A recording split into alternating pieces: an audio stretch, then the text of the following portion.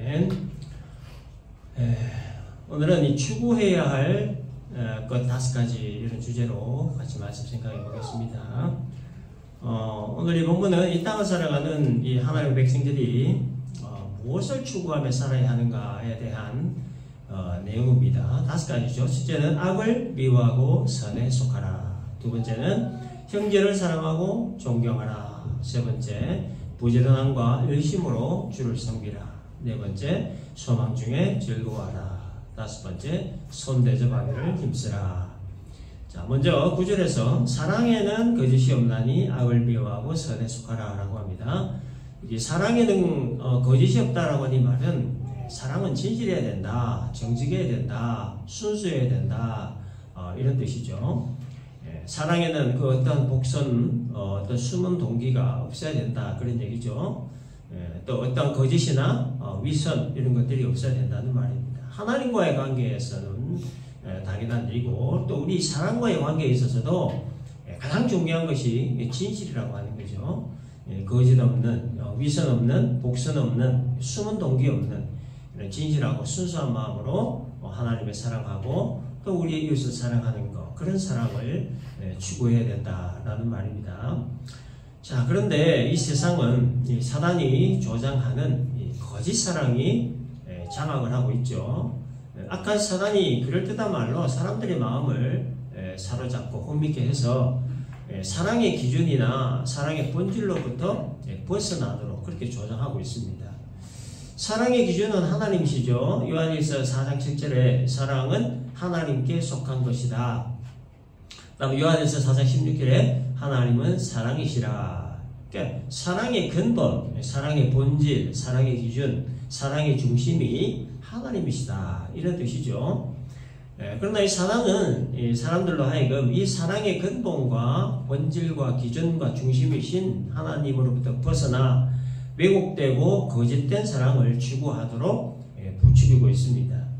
하나님을 사랑해야 될 인간이 돈을 사랑하게 만들고 쾌락을 사랑하게 만듭니다. 그래서 디모데후서에서 이 말세의 여러 징조들에 대해 말하기를, 디모데후서 3장 1절 2절에 보면 너는 이것을 알라, 말세에 고통하는 때가 이르러 사람들이 자기를 사랑하며 돈을 사랑한다 라고 했습니다. 그리고 디모데후서 3장 4절에서는 쾌락을 사랑하기를 하나님 사랑하는 것보다 더한다 라고 했습니다. 그러니까 악한 사단이 사람들로 하여금 사랑의 근본이시고 사랑 그 자체이신 하나님으로부터 그 마음을 빼앗아서 자기 자신을 사랑하고 돈을 사랑하고 쾌락을 사랑하도록 그렇게 조장하고 있다는 거죠. 그래서 돈이 되는 일이면 인간의 도리와 가치를 다 무시해버리도록 만들고, 쾌락이 되는 일이면 쾌락을 죄로 규정하신 하나님께 덤벼들도록 그렇게 조장하고 있습니다.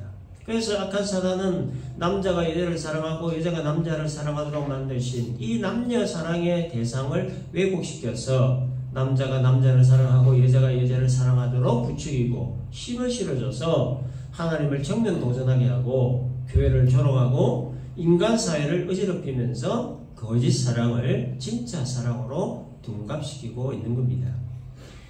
하나님의 사람들, 우리 그리스도인들은 이 약한 사단이 조장하는 이 거짓된 사랑, 왜곡된 사랑을 잘 분별해야 되죠. 그리고 멀리해야 됩니다. 그리고 사랑의 본체이신 하나님께 속해야 된다는 거죠.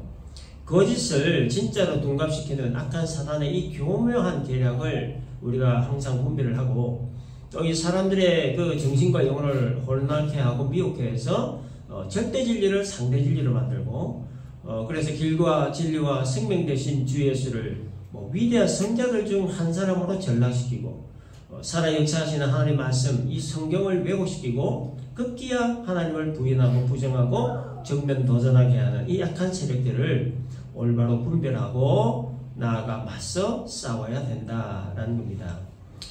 자, 10절을 보면 형제를 사랑하여 서로 우애하고 존경하기를 서로 먼저 하며 라고 했습니다. 여기에서 말하는 형제는 1차적으로 한 어머니와 한 아버지 사이에서 태어난 자들을 말하죠. 형, 동생, 누나, 오빠, 부모의 피를 나눈 관계에 있는 자들 형제라고 합니다. 자, 2차적으로는 그리고 오늘 본문에서 말하는 형제는 예수의 피를 나눈 그리스도인들을 형제라고 합니다.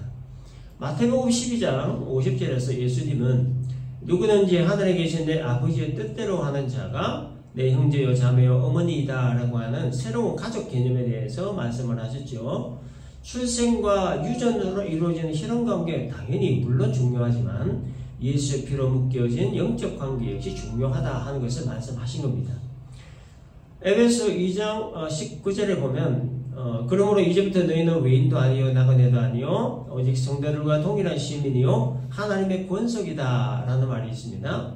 이게 중요한 말은 하나님의 권속이라는 얘기예요. 이건 한마디로 얘기해서 하나님의 가족이다 그런 뜻입니다. 그래서 이 교회라고 하는 것은 예수의 피를 나눈 가족 공동체다라는 거예요.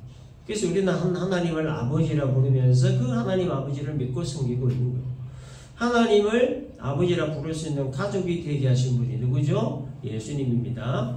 에베소 1장 5절을 보면 예수 그리스도로 말미암아 그의 아들들이 되었다라고 합니다. 근데 원래 우리는 어떤 신분을 가진 사람이 있는가에 대해 에베소 2장 12절을 보면 그때 너희는 그리스도 밖에 있었고 이스라엘 나라 밖의 사람이라 약속의 언약들에 대하여 외인이요 세상에서 소망이 없고 하나님도 없는 자였다라고 합니다. 자, 이것은 한마디로 하나님과 관계 없는 사람들이었다라는 거예요. 우리가. 그랬던 우리가 이제 어떻게 되었느냐. 에베소 2장 13절에 이제는 전에 멀리 있던 너희가 그리스도 예수 안에서 그리스도의 피로 가까워졌느니라. 원래는 하나님 백성 아니었고 원래는 하나님과 관계 전혀 없는 사람들이었는데 예수께서 자신의 피로 우리를 하나님의 자녀로 연결시켜 주셨다라는 얘기예요. 따라서 예수 믿는 우리 모두는 예수의 피로 맺어진 가족이다 그런 뜻입니다. 예수의 피로 맺어진 하나님 나라 개념의 가족관계가 형성된 우리들에게 오늘 이 본문 10절에서 사랑과 우애와 존경을 요구합니다. 형제를 사랑하여 서로 우애하고 존경하기를 서로 먼저 하라 라고 했죠. 이 형제를 사랑하라 라고 하는 것은 예수님께서 주신 새 계명입니다. 요한복음 13장 34절 35절에서 예수님은 제자들에게 새 계명을 너희에게 주노니 서로 사랑하라. 내가 너희를 사랑한 것 같이 너희도 서로 사랑하라. 너희가 서로 사랑하면 이로써 모든 사람이 너희가 내 제자인 줄 알리라는 말씀하셨죠. 10계명은 예수님 말씀하신 이 세 계명은 이 10계명을 압축한 계명입니다. 10계명 중 뭐 1에서 4계명은 하나님과 관계된 그 계명이고 5번째에서 10번째 계명은 이웃과 관계된 계명인 거 잘 알죠? 자, 그런데 마태복음 22장에서 한 율법사가 예수님께 와서 물었습니다. 율법 중에서 어느 계명이 크냐? 예수님 뭐라고 하셨죠? 네 마음을 다하고 목숨을 다하고 뜻을 다하여 주 너희 하나님을 사랑하라 하셨으니 이것이 크고 첫째 되는 계명이요 둘째도 그와 같으니 네 이웃을 네 자신과 같이 사랑하라 하셨으니 이 두 계명이 온 율법과 선지자의 강령이다라는 말씀하셨어요. 하나님을 사랑하고 이웃을 사랑하는 것, 이게 계명의 10계명의 핵심이라는 얘기죠. 그런데 예수님은 제자들에게 하나님과 이웃 사랑을, 하나님 사랑과 이웃 사랑을 서로 사랑하라는 새로운 개념으로 압축을 시켜줬어요. 서로 사랑하되 어떻게 서로를 사랑해야 하는가, 이게 중요하죠. 그래서 이것에 대해서 예수님은 요한복음 13장 34절에서 내가 너희를 사랑한 것 같이 너희도 서로 사랑하라 라고 하신 겁니다. 예수님께서 제자들을 또 우리들을 사랑하시는 방법이 있어요. 방법. 어떤 방법이냐? 하늘 영광 버리시고 낮고 천하 이 땅에 사람 되어 오셔서 자신을 십자가에 못 박아 죽이신 그 방법으로 우리를 사랑하셨다는 거예요. 이것을 예수님의 희생적 사랑이다라고 하죠. 자신을 배신할 것을 아시면서도 끝까지 감싸 안으신 사랑을 말하는 거예요. 배신자의 발을 씻어주시는 변함없는 사랑을 얘기하는 거죠. 자신을 십자가에 못 박은 자라를 향하여 긍휼의 마음으로 용서하신 사랑을 말하는 겁니다. 이와 같은 희생적인 사랑으로 서로가 서로를 사랑하는 것, 이게 바로 예수께서 제자들에게 또 오늘 우리들에게 주신 새 계명이라는 거예요. 그래서 이 서로 사랑하라 하는 말 속에는 희생이라는 개념이 그 중심에 들어있는 겁니다. 자, 그런데 10절에 보면 형제를 사랑하여 서로 우애하라라고 하죠. 그 우애라고 하는 이 단어는 그 devoted로 되어 있는데 이 뜻은 헌신적인 이런 뜻이 있어요. 그러니까 형제를 사랑하되 어떻게 사랑해야 되느냐? 헌신적인 마음으로 사랑해야 된다 그런 말입니다.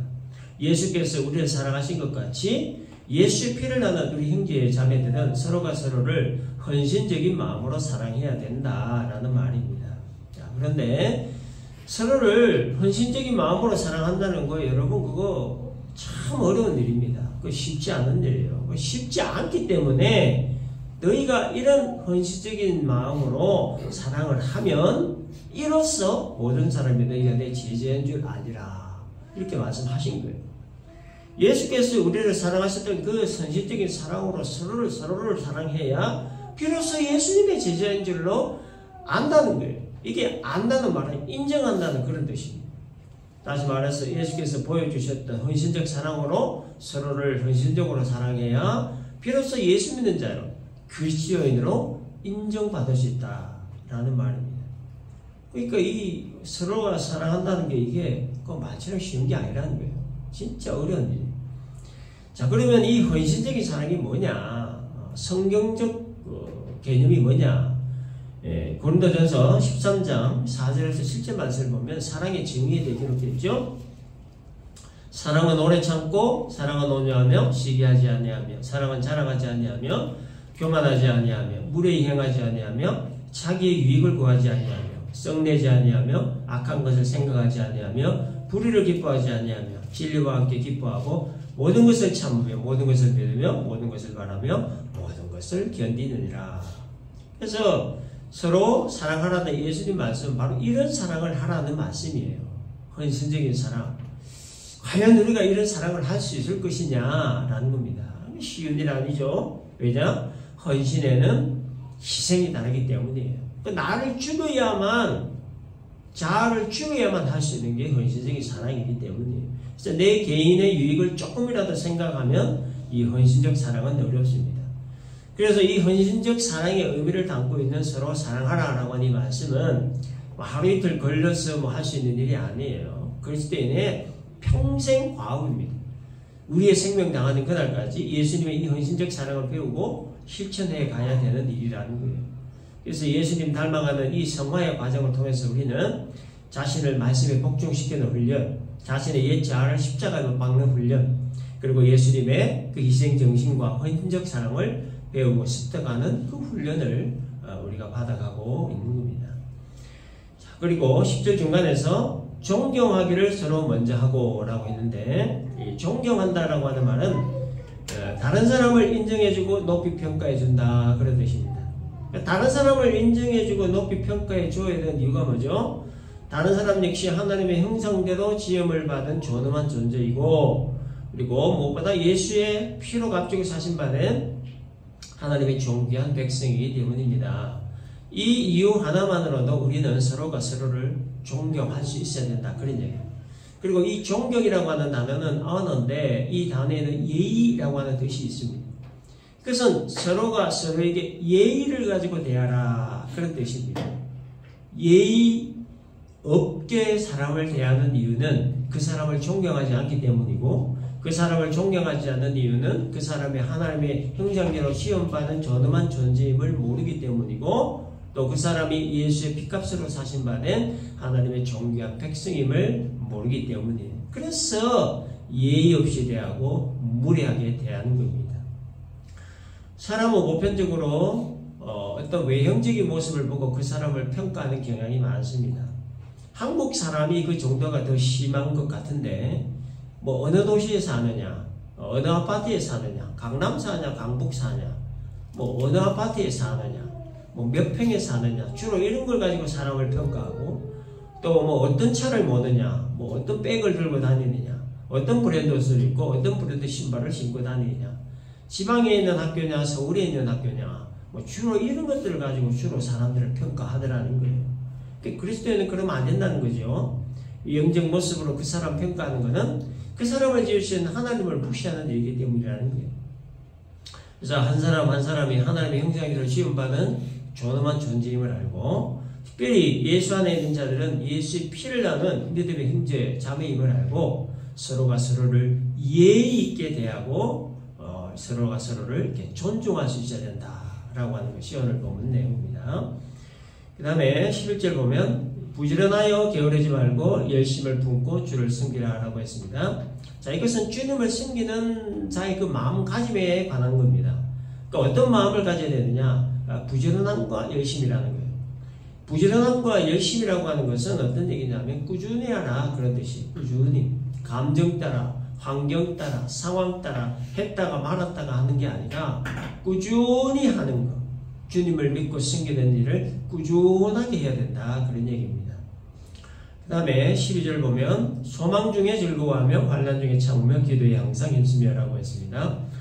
자, 오늘 이 12절 이 절에서 말하는 소망이라고 하는 것은 어떤 소망을 말하냐면 종말론적인 소망을 말하는 거예요. 그래서 비록 이 세상 삶 가운데 어려움이 있고 힘듦이 있고 또 삶의 풍파가 있어도 내 생명 당하는 날 아무 염려 근심 없고 고통 없고 눈물 없고 죽음 없는 하나님 나라 천국에 들어간다는 것에 대한 소망, 종말론적인 소망을 말하는 거예요. 주님 이 땅에 다시 오시는 날 내 몸은 다시 부활할 것에 대한 소망, 그리고 주님 앞에 섰을 때 잘했다 칭찬받을 것에 대한 소망, 주님으로부터 의의 면류관을 받을 것에 대한 소망, 이와 같은 종말론적인 소망을 가지고 이 땅을 살아야 된다는 겁니다. 비록 우리의 환경이나 상황이 어렵고 힘들고 고난적일지라도 그래서 이 종말론적인 이 소망을 우리가 항상 가슴에 품고 살면 이와 같은 고난적 상황들을 참고 견딜 수 있는 힘과 능력 그리고 지혜를 얻을 수 있고, 그래서 이 고난적 상황 속에서도 오히려 기뻐하고 즐거워할 수 있는 성숙한 믿음의 사람이 될 수 있다는 겁니다. 바울이 감옥에 갇혀서 오늘 죽을지 내일 죽을지도 모르는 상황에서 주 안에서 항상 기뻐하라, 내가 다시 말하노니 기뻐하라, 빌립보 4장 4절에서 말할 수 있었던 이유가 뭐냐, 이 종말론적 소망을 확실히 붙들고 있었기 때문입니다. 그래서 이 기도에 항상 힘쓰라라고 하는 이 말은 하나님과의 영적 관계를 항상 유지하라 그런 얘기예요. 무소부지하신 분, 졸지도 아니하시고 주무시지도 아니하시는 그 하나님과 항상 연결되어 있는 상태가 되게 하라 그런 얘기예요. 고난적인 상황을 견딜 수 있게 하는 그 종말론적인 소망은 하나님과 항상 연결되어 있을 때만이 가능하기 때문에, 그래서 그 하나님과의 연결 상태를 지속시키게 하는 기도에 항상 힘을 써야 된다 그런 얘기입니다. 그 다음에 13절에 성도들의 쓸 것을 공급하며 손대접하기를 힘쓰라 라고 합니다. 자, 이것은 다른 사람과의 좋은 관계를 맺는 원리에 관한 말씀입니다. 다른 사람과 이 좋은 관계를 맺을 수 있는 그 원리가 뭐냐? 내가 먼저 대접하는 것이다 그런 말이에요.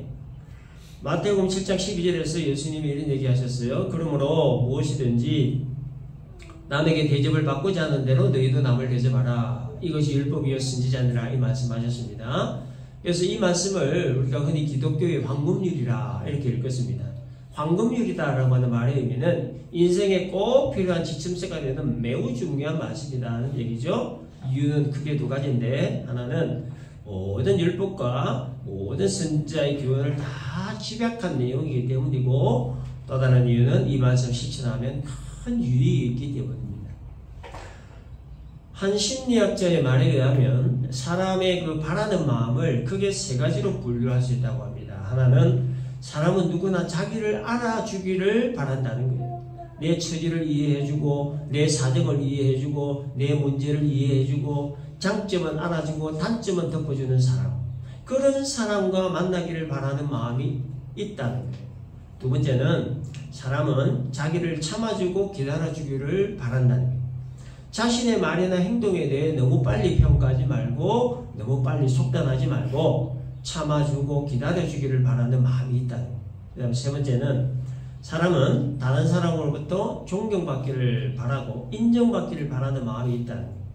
부족한 것이 많음에도 존경받는 사람, 인정받고 싶은 마음이 있다는 거예요.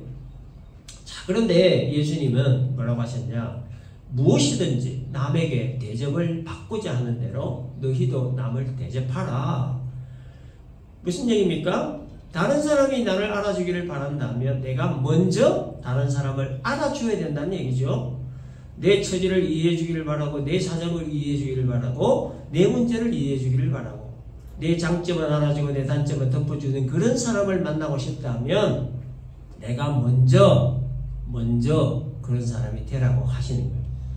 먼저라고 하는 말이 직접적으로는 없지만 말씀의 흐름이 그렇다는 거예요. 먼저 하라는 겁니다. 다른 사람이 나를 참아주고 기다려주기를 바란다면 내가 먼저 그 사람을 참아주고 기다려주는 사람 되어야 된다는 거예요.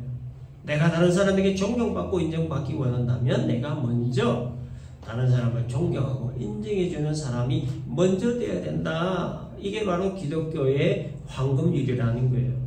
무엇이든지 남에게 대접을 받고자 하는 대로 너희도 남을 대접하라. 이 말씀에 담긴 의미고, 그리고 오늘 보면 13절 성도들의 쓸 것을 공급하며 손 대접하기를 힘쓰라. 이 말씀에 담긴 의미다라는 거예요. 그러니까 쉽게 말해서 내가 먼저 대접하라. 내가 먼저 손 내밀어라. 그런 뜻이에요. 다른 사람이 나에게 먼저 손 내밀어 주기를 기다리는 것보다도, 다른 사람이 나에게 먼저 대접해 주기를 기다리는 것보다도 내가 먼저 손 내밀고 먼저 대접하는 것, 이게 바로 다른 사람과의 좋은 관계를 맺을 수 있는 성경적인 원리다라는 겁니다.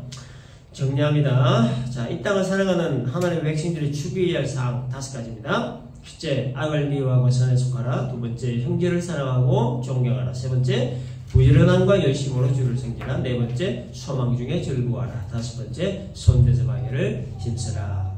오늘 말씀 우리가 잘 기억을 하고, 사랑도 내가 먼저, 존경도 내가 먼저, 대접도 내가 먼저, 무엇이든지 내가 먼저 할 수 있는 성숙한 믿음의 사람 되기를 바라고, 주님을 믿고 섬기되 부지런함과 열심으로, 즉 꾸준함으로 섬기는 자 되기를 바라고, 어렵고 힘든 인생 여정길 종말론적인 소망을 우리가 항상 가슴에 품고 살아감으로 말미암아 우리 삶 가운데 나타나는 여러가지 고난적 상황들을 잘 극복하고 하루하루 기쁘고 즐겁고 행복하게 살아가는 우리 모두가 되시기를 주님의 이름으로 축원합니다.